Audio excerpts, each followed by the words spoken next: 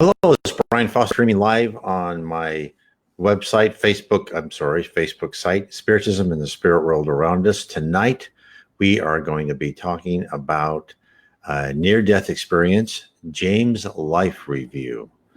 And what I am attempting to do, and I've done in my two books, which is, and this one is in the book that I have today, is, let me bring that up for you, because this is exciting.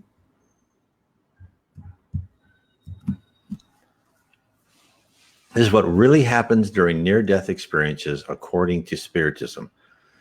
12 NDEs, near-death experiences, explained and explored. And what I do is I'm taking people, I've taken it from this one from James is from the NHNE near-death website. And I put a link to the website in my book. I always footnote everything, tell where I get the information. I've also had NDEs people write to me, give me their NDEs that they haven't written to other people before. And so what I do is I take those near-death experiences and I explain them. This is what Spiritism tells you, what is happening on the other side. Why did they take you out of your body for a while, talk to you, show you certain things? What was the purpose behind it? And I write all that in relationship to what Spiritism tells us. Spiritism tells us that we are on this planet in order to improve, to take away our primitive emotions and to replace them with more advanced emotions. Instead of hate and envy and selfishness and pride, we have love, charity, fraternity, honesty. And we replace materialism with spiritualism. That is what we're trying to do here on Earth. Why are we doing this on Earth? It's because someday we're all here to become a perfect spirit. What does that mean, becoming a perfect spirit? That means you have the power of your mind. In heaven, thought is action. This is the most clear thing that I like everyone to get to, is thought is action in heaven. And therefore, you do not want undisciplined people with great power. A perfect spirit who we should all see is Jesus Christ. He should be what our ideal person that we want to fashion ourselves after. Has the power to create solar systems. He created the earth, put the moon into place. This is all in context. This is why we're here. We're here to improve ourselves. We're here to be trained. Would you want a pilot, right? So we say, oh, I've only done a couple simulators, but I'm going to fly you somewhere. No, you want someone who's very well trained. Therefore, this is what we're going to talk about tonight. So let's get right into it. Let's bring this up here. So on James NDE, so his NDE is very interesting, and you read this a lot in other NDEs, but he had a full life review. It was for him, it was, they looked at his life, and then as they did it, he found out that he did indeed have a life plan. Now, that is exactly what Spiritism tells us. We all have a blueprint, right? And this is part of why I discovered Spiritism. I discovered Spiritism because my wife told me things. She saw the future when she had an NDE. And this was, I think, about like 15 years. I can't remember. 15 years before we even met. And then she told me what would be happening. And the fact that she could tell me what was happening, just threw my life to all in chaos, because I thought, okay, if someone knows what's going to happen to me, that means that there's a greater authority in charge of us. And therefore, there is a spirit world. There's something much more intelligent than we are, guiding and directing our life and able to look forward. And this, to me, just like amazing.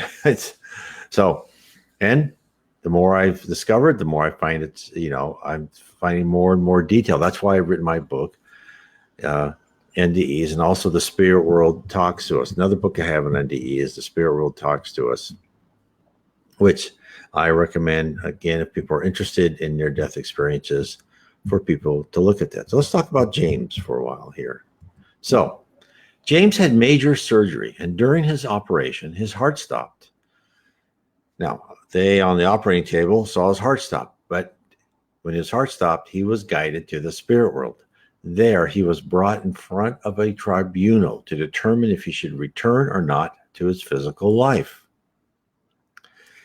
Now, when James' heart stopped, a woman spirit approached him and led him out of our world to the spirit world, where, as many others before him has noted, the flowers and trees shined as if lit from within. In the book psychographed by Francisco C. Xavier, the spirits who communicate with us also comment about the wondrous aspects of the light, how their senses are heightened and everything takes on a brilliant hue with colors that we've never seen before. Now, they always describe these colors that they say they're indescribable, and that's because the spirits tell us we can only see 1/8 of the world around us. We don't have the capacity, but when we are in the spirit form, our senses are so much more expanded. We can see more light, more wavelengths. Our hearing is more acute. Everything makes a difference. So, excuse me. So James then describes where his life would be reviewed. So this is what he said. I quote from James. I was led by the lady through the forest. I asked where we were, what had happened to me, where were we going. I was told everything was fine and my questions would be answered soon. I didn't feel concerned. In fact, I felt calm and peaceful. Another common comment of people have NDEs. Now, some people have NDEs in the lower zone or in purgatory, right? And there's no such thing as hell, according to Spiritism. They do not feel calm and peaceful. They feel threatened and a little bit frightened. That does happen. But the ones who go into heaven, it's this calmness and peaceful come over them. That's what High Spirit says. That's one of the reasons why we on Earth, Earth itself is much more effective in changing our character and our attitude to the better, because we don't have these 1,000 things coming at us all the time and the emotional ups and downs, because you feel more calm and peaceful while you're in the spirit world. Now carry on. I was led by the lady to a clearing in the forest, in the middle of which was a large wooden oval table with 10 or 11 people seated around it, and one chair empty, which I was indicated to sit at. Then the lady left.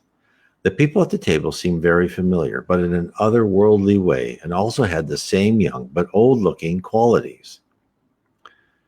So, old-looking qualities, but young. And again, Spiritism tells us, as we go into the spirit world, you become the age what you think you are, right? Your mind affects your clothes and your body and your age.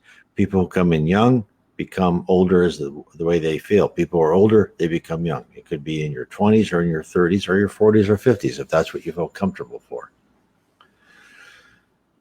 So I'll carry on. So I was warmly welcomed and told that I left my physical body, and the purpose of the council was to decide if I should stay or return to it, and that a review would take place to determine this. The review consisted of a screen which appeared above the table in the center, which began to play a film of my life from the moment I was born. Members of the council paused the film at different parts, and we looked at the circumstances surrounding specific events, sometimes from the different perspectives of the other people involved.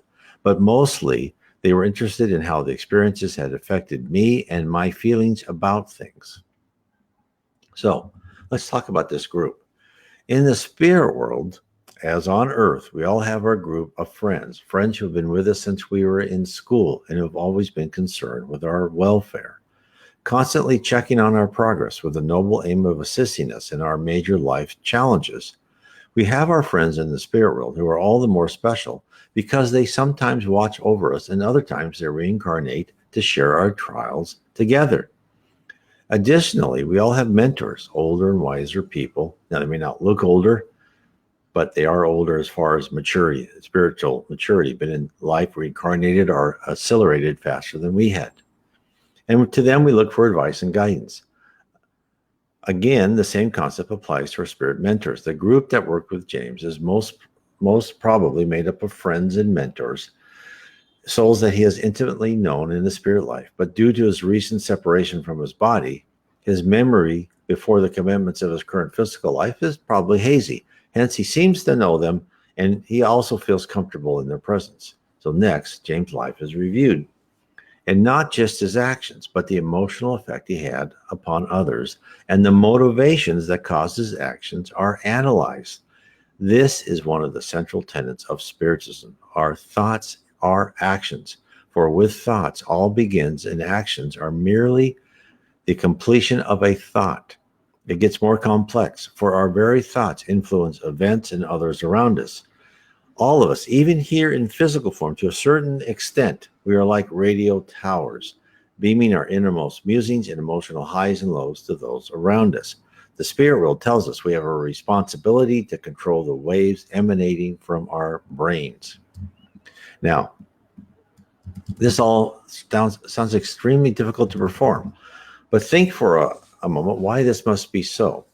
As we progress and become higher and pure spirits, the power in our minds also increase in force. Therefore, to ascend in the ranks of the spirits, we must learn to control that which shall in the future possess great power. Then James then tells us about the analysis of his life to date. The experience was uncomfortable at times. I had to see myself, warts and all. I saw the best and the worst in myself, but never at any time did I feel I was being judged by anyone present. We reached my present circumstances, and I saw that my lung condition had been created by myself to give me an exit opportunity. We had a long debate after the film about my life blueprint and whether or not I had fulfilled my chosen experiences, which were mostly linked to previous lifetimes and spiritual baggage that needed to be cleared and healed. I felt that I needed more time on earth, and this was agreed by the council, who also told me that I need to go back more spiritually awake to accomplish this. So, James is telling us exactly what Spiritism tells us. We are on earth to improve. He had a blueprint. So, when he writes the word life blueprint, first, this is a signal. This proves that James is not a spirit from the lower zone. Spirits from the lower zone are temporary in purgatory, who are there because of the law of affinity. Like attracts like. They're either too material, they're criminal, or whatever. They're not allowed into heaven, right? You have to earn that right by being a good person. You have to be perfect, right? You don't have to be a saint. You don't have to wear a hair shirt, none of that. But, you can't steal, right? You can't hurt other people. You don't have to be perfect, but you at least need to try, right? And be as good as you can. So those in the lower zone, usually their blueprint is just set for them by other spirits because they're not competent to create their own life blueprint. And we've all been there. We've all been down in the lower zone because when we start out, Earth used to be a primitive planet. We've all started out as primitive spirits who just took what we could, killed to eat, right? Whatever, kill or be killed. And then we became better and better. Now we're in a life of atonement where we live life after life, and we have to learn and pay for our past wrongs. So James has probably been into a level of heaven, one of the levels of heaven, and he is very interested in improving himself, right? And so he worked with his spirit mentors to say, okay, what should my blueprint look like? And what should I go through? See, what about people who had an NDE and experienced nothing? So I would think if they had no memory, then that would be on purpose by the spirit world. That NDE was probably, it's hard to know because if you had an NDE and experienced nothing, then is it an NDE? Because it's not a near-death experience. You were just out, right? You were put under in some operation. Like I've been put to sleep, right? When I've had operations before, and I always hoped I had an ND, but I never did. So it's not your time. I always say NDEs are the spirit world. It's kind of like the VP of the middle school or junior high, wherever you went, taking you out of class and saying, Johnny, don't do this again. You need to improve, and then putting you back into the classroom. That's kind of what really, if you want a short thing of what an NDE is, that's why. Because look at James. He went there, he reviewed his life blueprint. I hope that answers the question. Probably not very well, but I hope that answers the question. So, and again, this blueprint and talking about what you're supposed to be doing. And there are many instances of this in Spiritist literature. That's why reading about Spiritism is so exciting, because you see these things and you go, okay, well, that's the reason. So in one instance, there's an example of a man who committed suicide in a previous life, abandoning his wife and children to destitution, and is planning his next life. In the book, Memoirs of a Suicide by Yvonne Pierre, he tells of his blueprint. And now, the book Memoirs of a Suicide was psychographed by Yvonne Pierre, who's a medium. Now, she didn't write because the spirit tells her to write. She was the kind of the medium was taken into the place and actually kind of wrote what she saw and talking to the spirit. Wonderful, wonderful writer. If you can find that book, Memoirs of a Suicide, you will love it. So this is what he tells his friends before, why he's in the spirit world. He goes, I won't be able to have children by not looking after my family, by rejecting halfway through the honorable responsibility of being head of the household in order to help me ascend in merit. I put myself in the wretched position of not being granted the chance of building a family and being a father again in my next existence. So James is just but one example of a person planning to overcome what they failed in their previous life. Therefore, the trials that we select are, to put it in a different manner, the classes in the school of earth that we register for are all required prerequisites before our quest to become higher spirits. At some point in the future, we will attain that goal and no longer need to wear our earthly clothes. At some point, we won't have to reincarnate in order to learn. Now, we may reincarnate to be on a mission, right? So we can help.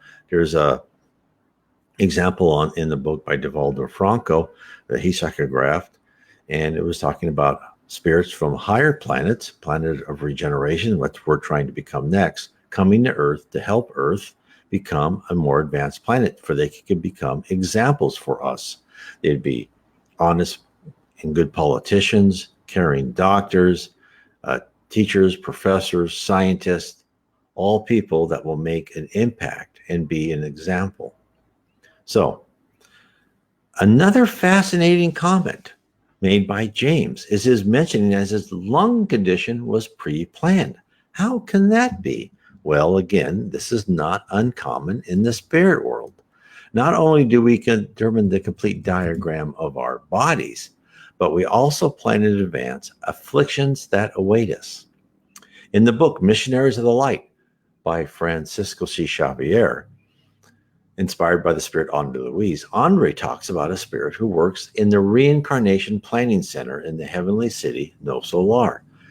Now, you can also see, remember, Missionaries of the Light was the second book by Andre Louise. The first book was called No Solar. There's a movie of it called Astral City. You can find that. It's in Portuguese, but it has English subtitles. I would recommend everyone to look at that. It will tell you about Andre Louise, how he was in the lower zone because he was an unconscious suicide, and then was rescued by the people No Solar and taken to them, and he found out a lot about heaven.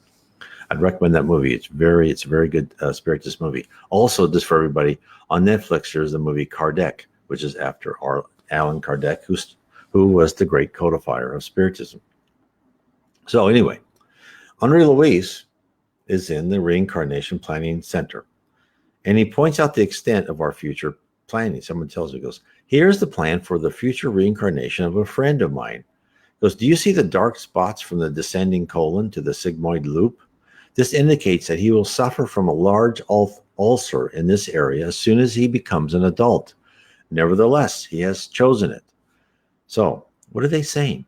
That the extent of the details that are invested in planning for our corporeal experiences is truly astonishing. Therefore, no one should take their life lightly. For countless hours of dedication were devoted to preparing our entry into the campus called Earth. Now, James recovered from his operation and returned to the land of the living, but he was a changed man. You read this many, many times. He trained as a hypnotherapist and became a past life therapist, focusing on the time spans between physical existences. As was determined by the council that judged him, he was given increased spiritual powers, which enabled him to begin assisting others in their spiritual awakening. And James talks about his increased sensitivity. He says, after my NDE, and once I was working with myself, spiritually, I started having out-of-body experiences. At first, I would awake from sleep to find myself watching myself sleep. Then I began to leave my body and go to the spirit realms, where I met my spirit guides and also people I've known who have passed from the earth. My grandparents, people I had cared for in my work, my spirit guides began to educate me about the different states of existences that a soul passes through in its great journey through creation, and also to show me things that would come to pass on earth and how the earth would change and become less dense than it is now. Again, this is so exciting when he says that. This is exactly what Spiritism has told us before James had his NDE. Chico Xavier, the spirits that talk to him, the spirits that talk to the Reverend G. Val Owen, which I have a series of 3 books that actually will tell you. And let me find this one right here. This is one that talks about the future of Earth. And so I have the first book is called Heaven and Below, but this is the 3rd book. This is how we are guided. And what the spirits say is right now we're a planet of atonement. And that we are as humans, right? We are more dense and less energy. As the spirit in the lower zones, they're a little bit more energy and they're less dense than us, right? They're physically we are the most dense. And then as you rise into different levels of heavens, the ratio changes, right? You become less dense and more energy until you are a pure spirit, like Jesus Christ. I believe he is almost pure energy. If they have any type of physical, I don't know, but I'm saying he's very high level, if at least, of energy. And so what they say then is when we become a planet of regeneration, he doesn't say that word because we're going to become advanced and less dense. That's exactly what's going to happen as the planet of regeneration. Now, it's not going to be that God's going to say, boom, Earth, it's the apocalypse and you're going to be less dense. No. Spiritism says the apocalypse is going to happen mostly in the spirit world. Those spirits who have not graduated as far as went to heaven, right, are still on the lower zone, and they've had thousands and hundreds of thousands of years on Earth to become better, but they haven't done that. Everyone will eventually. But to become planet regeneration really takes the collective thought of humanity and the spirits around it, and then the Earth itself will become less dense. And then when we reincarnate on a planet of regeneration, we will also be less dense. Now, the Spiritism also says that when we become a planet after that, which is like a happy world, we'll actually glide. We'll become so much less dense. We'll become quite almost like a spirit, right? But we'll still be in the physical. We'll still be learning things. Planet regeneration, we won't have to go through the trials and tribulations of painful, because we won't have to be changing our character. We'll be mostly here for educational purpose and learning different things in a physical body. But our physical body will last longer. The space of our childhood will be much shorter, like a year or so. And then, when we die, we won't age much until just before we die, and then we'll age and die. That's what I have read. So that's all in the future. Now, is it going to be right away? No, it's going to take quite a while, but the Spiritism says we are at a start of the beginning of becoming a planet of regeneration. So that is why it's so interesting that when he said that, because everything, this is what's so exciting about near-death experiences, is everything is corresponds to really what is happening. And so all of James NDE is explained and given context by the doctrine of Spiritism. Spiritism reveals to us that we are all immortal spirits striving to improve. And I go through really what is in the different levels. I would recommend you read my first book in this series, Heaven and Below, because that will tell you about heaven, the lower zone, what heaven is like, the different levels of heaven, the different levels of education, right? Because when we go into the spirit world, we don't stop learning. I have news for people who think that when they're done with school, they can rest. No, life is always learning. And life, I mean, a spirit is immortal. We are who we are. We have our personality. Hopefully our personality will become better and a nicer person, but you will go forever learning and becoming more better and better. Now, the second book is Spirits in the Spirit Universe. This is all about the attributes of spirits, the power of spirits, very interesting things that have been told to us by high spirits, talking to Reverend G. Val Owen. Many things that are revealed, and it's just amazing. So I would recommend that. Now, if you want to read about Spiritism itself, I would say that just to get the beginning, the first book that was created, revealed Spiritism, was the Spirits book. And Allan Kardec did not write this book himself. No. What he did, he is very organized. And that's why I recommend everybody go see the movie on Netflix, Allan Kardec. And also you can click his picture on my website, nwspiritism.com, and you'll get you to a bookstore. You can buy his books. You can also buy his books on amazon.com. You can also put Allan Kardec space PDF on DuckDuckGo, any search engine, and you can find his books on PDF. That's how I first found Spiritism. So he took messages from multiple spirits via multiple mediums in different geographical areas. He asked them the same question, and if they not had exact or similar answers, he didn't use it. So that's why he codified. He asked a series of 1,019 questions and he got from multiple sources. He wasn't channeling one spirit like many people do. Not that there's anything wrong in that, but what this did is it gave him a more scientific approach and rational approach and said, okay, if there's spirits, this medium won't know about the other medium, won't know about the third medium, and we'll see what we get. Very interesting experiment. Codified this book, and he wrote other books, and great books. But I would recommend everyone, if you're interested in spiritism, and I would say, if it's a good thing to be, because once you understand why we're on Earth, and that is to improve ourselves, then you will see that it is important to read and study about Spiritism. Now, the other thing is, if you're interested in an audiobook, I have my book, The 7 Tenets of Spiritism. It is now on audiobooks. You can get that, of course, on Kindle and paperback. And that is my more personal exploration of Spiritism, how I became a Spiritist, how I saw the signs and signals. As I talked about my wife and her foretelling what would happen. So how it got me and what it means to me and how it impacts my daily life. So I would recommend that. You can also, of course, if you like listening to audio, you can do that. Now, the other resource I would highly recommend is my book. And this should come out on audiobook within a couple of weeks. Right now it's September 4th, 2019. So it should be out.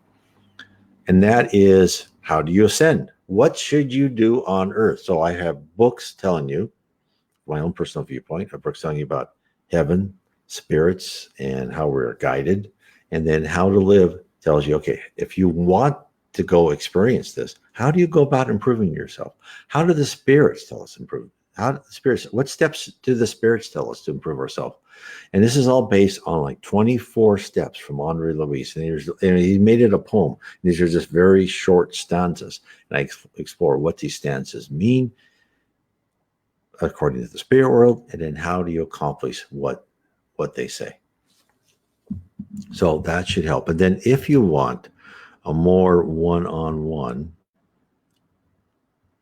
experience and talking about Spiritism, we would be happy to do that. You can go to spiritismstudy.org, and you can schedule individual study sessions with me, other people. If you do it with me, it will send me an email. I'll send you an email back and tell you, okay, I can meet you. You'll give me a suggested date and time. I can say, yes, I can do that. Do you want to use WhatsApp or Skype, something like that, so we can talk picture to picture, I should say, not face to face. So what's interesting, though, is about James, and this is what is the things he saw. And the other thing he said, remember we said they saw all my life review, right? They could bring up what I did, and they also brought what other people were thinking. Well, again, Spiritism tells us how this is done. So everything James thought, did, everybody around him thought and did, spoke, whatever, right? So just to let you know, you have no privacy, was all recorded. Because how else could they put it in the middle of this table and they make like a 3D in the book Memoirs of a Suicide? It's like they were right in the middle of it. I mean, it was just, it must be fantastic. But everything was, all the data was there. How is the data there? Well, what we're told is that our thoughts, as each thought, we're all like radio towers. Each thought is tagged with our individual identity. So if you look at our body, you can think of it as a cell phone. And every time you talk, right, when your conversation goes out, it's tagged. This is, this phone number, and it goes out. And then when someone wants to talk to you, it takes that tag and it knows where you are by what cell phone tower you are, right, and comes back to you. Imagine with your thoughts, and imagine everybody around you, how billions and billions of thoughts every microsecond that must just flow through the universe. They just flow through the galaxy. They're all recorded. And then the power of the spirit world to say, okay, no, let's get his thoughts on November 4th, 1964. They bring him in there and they bring everybody around him, right? And they're able to show what was happening. Think of the computing power. Think of how much more advanced that is than us.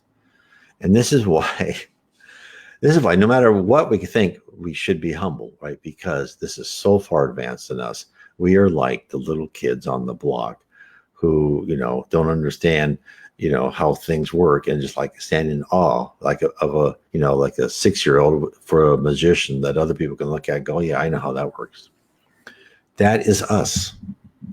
And hopefully that puts us in perspective of what we are and what we are like, right?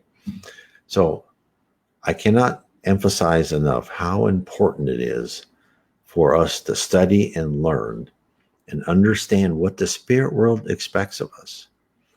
And you don't have to do anything, right, if you don't want. We all have free will. James has free will. Now, the other thing I wanted to go in a little bit more detail in is James said he had a lung condition that was going to take him out at a certain date, right? A certain approximate date, probably. So it was very interesting, and other things I've read about DNA and so forth. And remember when DNA was first found, they said, yeah, most of DNA is just garbage, doesn't mean anything. Now they're finding it does mean more and more things, right? They couldn't really figure it out. But I believe DNA is so sophisticated and there's so much data in the DNA is that it also will trigger certain health. Like if you're supposed to have a heart attack at around age 58, let's say, it's in your DNA. You're supposed to have, like James did, some sort of lung condition, maybe lung cancer or something like that. He needed to go under the knife and to give him an NDE. That's in his DNA. I believe that's the way it is. I could be wrong. I don't know this for certain from what I read. That's the kind of the hints I get, saying that on the reincarnation pavilion, he's going to have an ulcer, right? Because on one thing on the reincarnation pavilion, the person that had that dark spot, he's going to have an ulcer at that age. Why was he going to have an ulcer at that age? Because he stabbed somebody in a previous life in that same location. Now that person's going to find out what it felt like to be stabbed, right? in the stomach somewhere or in the intestines. That's why, again, when you go through life, when you understand Spiritism, and you have a blueprint, and something happens to you, you can't, well, you can, right? And I've done, right? You can't just like whine about it and complain, which I've been a professional at. And before I learned about Spiritism, you just have to say, okay, what did I do? What am I supposed to, what did I do because of that? If you really look at your life, and Leon Denis, I was reading about in his book, After Death, he says, if you really analyze your life and the trials and tribulations, the episodes that happen to you, you can kind of figure out what you've done in a past life. You can figure out what you've done wrong, right? If you had a spouse, right, treat you like dirt and cheat you out of everything, well, most probably you did the same in a previous life to somebody else. Who knows? These things. So that's why when someone does that to you, don't hate that person, right? Don't hate that person. Don't waste time to say, okay, I got taught a lesson, and I'm not going to treat that person. I'm not going to treat anybody the way I was treated. Learn from it. And if you learn from that, you're going to be so far ahead of anybody else. If you can not be bitter, and you shouldn't be bitter, because the person who did that to you is also playing a part in their blueprint. Now you can say, well, why would they do something bad? Well, they didn't have to. They had free will, but they were given the opportunity to. And the spirit world probably thought, probably 99.9% probability, given the chance, they'll do something to you. There was a great dialogue in one of the books by Chico Xavier that's saying, well, if someone, murdered someone and he's supposed to be murdered, how do you know? But doesn't the murderer have free will not to murder that person? The answer, of course, is yes. If that person was supposed to be murdered at some date, right? Or, the dates are never put down in concrete, at around age 40, whatever. If the first person, he would be put into a situation next to a person who had the capacity to murder him. That person has the free will not to do the deed. So let's say the person did not do the deed. Well, then the person who's supposed to be murdered would then be put next to another person who had the capacity to do the deed. Eventually, putting yourself in enough dangerous situations with people where the spirit world kind of knows who those people are, it would be done. That's why don't worry about revenge. It's I know this is a hard concept. Forgive everybody. Doesn't mean you don't lock them up or something if they've done something bad, right? But don't obsess over, they did that to me. That SOB, right? It's like, okay, they were an actor on the stage. It was given a part.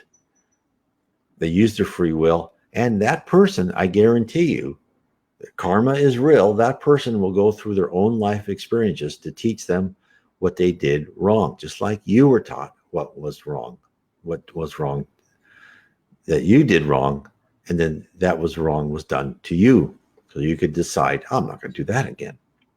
So these are things. This is why I'm going through in the next months talking about NDEs, because these are real people who've had experiences, and what they come back with is the spirit world. What Spiritism tells them, they don't know what Spiritism, but Spiritism tells us we could have, it tells us the reason why they were told each thing, what happens, what the process is. It's very interesting. So please, I'm going to load this up on my BitChute and YouTube channels. Please subscribe. Please share if you can. Share this this live stream to other Facebook pages if you would please. Go to my website, nwspiritism.com. I have all my books on the right-hand side. I'm also going to put all my books in the links below as when I go on BitChute and YouTube channels. Tell your friends, please. If you like, read the Allan Kardec books. Look at the Allan Kardec movie. Read my books. Whatever you need to. You can happily email me. You can do it on the contact me on my blog. People do that every day. I try to answer questions. I try to answer everybody. So I hope this has been interesting for you, talking about James' life review. And I will be back next Wednesday at 7 p.m. Eastern, 4 p.m. Pacific, time zones in between, all the time zones around the world. And we will talk more about near-death experiences and other experiences, other out-of-body experiences, and what effect they had. Anyway, I want to say God bless to everybody. God bless.